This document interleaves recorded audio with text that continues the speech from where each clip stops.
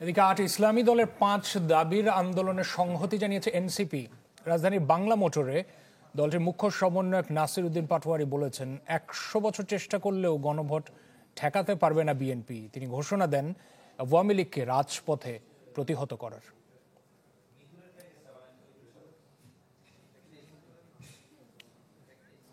রিপোর্টে বিস্তারিত। নতুন বাংলাদেশ গড়তে এলো জুলফিকার স্টিল। জুলফিকার স্টিল, ইস্পাত দৃঢ় অঙ্গীকার।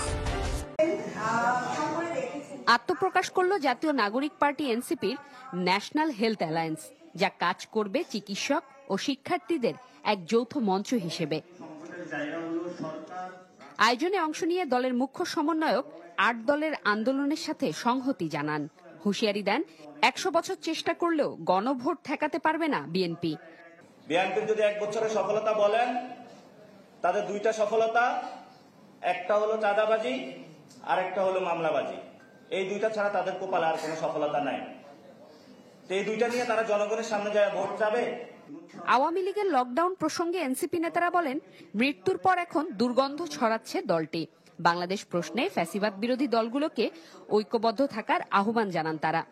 আওয়ামী লীগকে ঠেকানোর জন্য আওয়ামী লীগের সন্ত্রাসের বিরুদ্ধে এনসিপির এক হাসনাত আব্দুল্লাহ বাংলাদেশে যথেষ্ট। এটা নিয়ে আমরা কোনো টেনশন নেই। আওয়ামী লীগের বাংলাদেশে মরণ হয়ে গিয়েছে, এখন কিছু দুর্গন্ধ ছড়াচ্ছে, দেশবাসী এটা নিয়ে কোনো আতঙ্কিত হওয়ার কোনো কিছু নেই। অনুষ্ঠানে দেশের স্বাস্থ্য খাতের দুরবস্থার কথা তুলে ধরেন ডাক্তার তাসনিম জারা। এবং আমাদের ওভারঅল গোল থাকবে স্বাস্থ্য যাতে ক্ষমতার কাছে কুক্ষিগত না থাকে, সবার জন্য যাতে স্বাস্থ্যসেবার অধিকারটা আমরা সংরক্ষিত করতে পারি। জমাতুল বিদা, চ্যানেল 24, ঢাকা।